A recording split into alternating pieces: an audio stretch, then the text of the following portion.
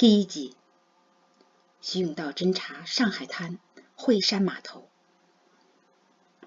当天傍晚，林浩文一个人在外滩漫步徘徊，心情低落。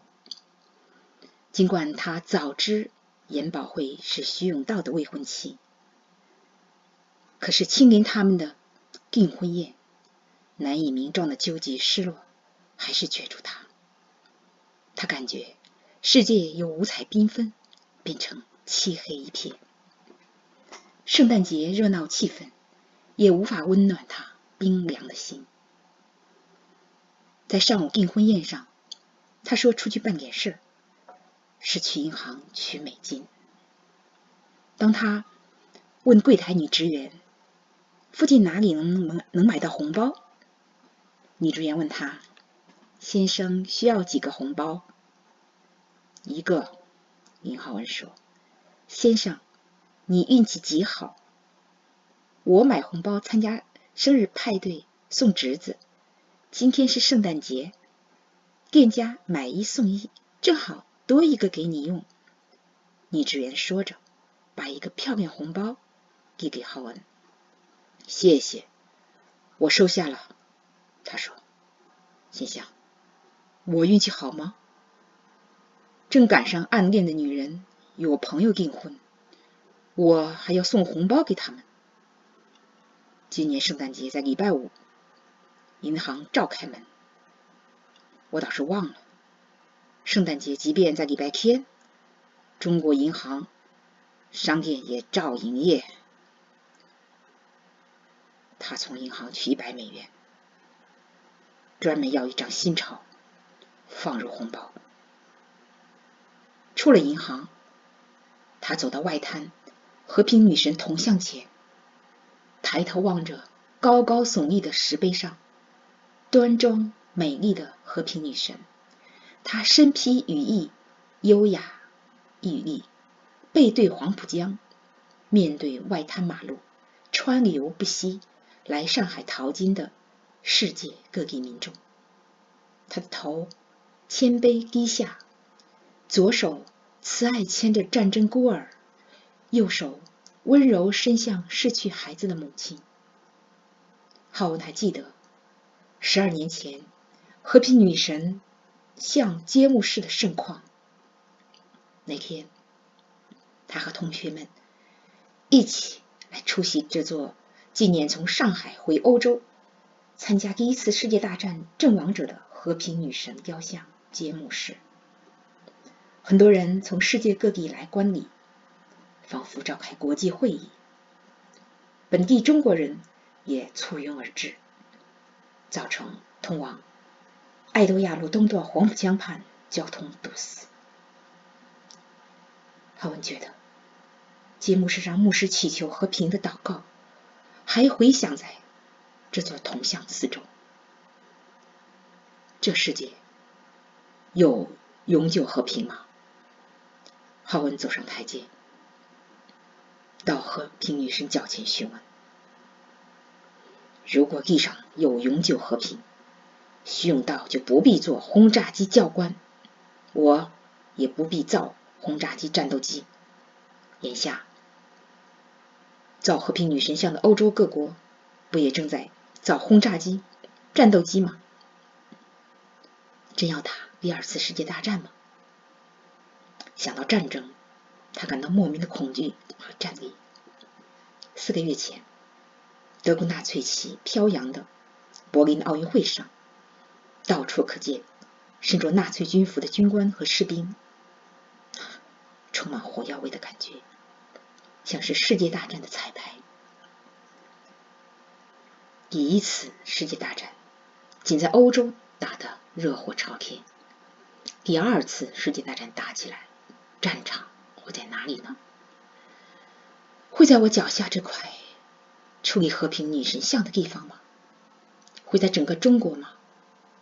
浩文想着这可怕的问题，暂时忘却目睹宝慧订婚带给他的苦楚。订婚宴次日上午，宝慧要乘沪杭线火车赶回杭州广爱医院值当晚夜班，甬道把他送到上海北站。火车开动前，甬道对趴在窗口的宝慧说：“办完事，我就回笕桥，一定找机会去杭州看你，等着我。”宝慧看着站台上目送他的甬道消失在远方。昨天他和他正式订婚，在他心里，他就是她的丈夫。他会顺服丈夫，如同顺服主，并且敬重他。圣经就是这么要求妻子的。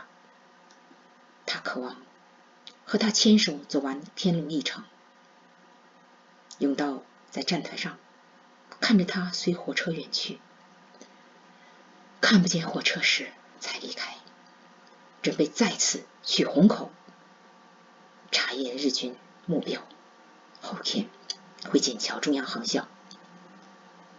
他刚走出火车站，就听见报童大声吆喝：“看报，看报，蒋委员长飞抵南京！看报，看报，蒋委员长飞抵南京！”他买份《中央日报》，几秒扫完张学良和杨虎城兵舰西安，经几番斡旋，得到和平解决的头版消息。他思绪翻腾，一动不动，仰望天空许久。张杨西安兵舰2周来，甬道心情沉重。张杨的部队从瓦窑堡和延安地区撤出，让共产党红军进驻之后，中国局势更加复杂，首都南京已进入戒严。得知民国成立后，杭州首任市长正当壮年的邵元冲也在兵舰中被乱枪打死，列于几十位遇难者中。他悲愤难忍，身为在外国强敌入侵之紧迫时刻，中国人还在自相残杀而痛心。他从去年毕业，驻洛阳机场中央航校毕业生的口中得知，洛阳轰炸机编队已做好随时炸西安的准备。甬道和他的战友都不希望兵舰事态演变到非要轰炸西安不可的地步。假如蒋中正校长被炸死，不知中国将陷入何等混乱。张杨兵舰是他刻意避免和宝慧谈的话题。2周前12月12日兵舰发生时，他有过一丝犹豫，想把订婚宴推后，等兵舰尘埃落定再办，但怕那样做会让宝慧不安。现在蒋中正校长脱险，令他感到踏实。他焦虑预感这次兵舰会促使中日大战快速进入倒计时阶段。张杨兵舰使中国提早对日全面开战。甬道深知，笕桥中央航校自成立日就在预备对日开战这一刻，只是时机问题。但是从今天，民国25年12月36日开始，中国真进入全面对日战争倒计时了。他边往外滩走，边对自己说：“徐甬道，准备和日军拼命吧。”这2天，他徒步考察虹口，勘察这块地上有多少日军经年累月布下的海空军事防区、营地、据点、仓库设施，还有日本商号机构。经过日本领事馆时，他看到不远黄浦江里游曳着日本海军那艘在4年前128事变中布防到黄浦江与苏州河口交界出云号装甲巡洋舰。不久前，他带2位学员来虹口侦察，不得不提前离开上海，就是因为出云号日本水兵被暗杀，导致虹口戒严。他带学员研究过出云号资料，这艘吨位近万的巡洋舰大炮配置，使其成为对中国守军的最大威胁。也是训练航校学员轰炸的重点目标。出云号独特的外观早已印在他心板上，那排队矗立在2个桅杆之间3根圆柱形烟囱，就像一个山字。他打算一回航校，就在学员在钱塘江洋岸以出云号外观特征绘制的地面模型做飞行训练、飞行轰炸训练。上海滩码头被日本商人控制1/4，设施最好、最坚固、最有战略价值的是惠山码头。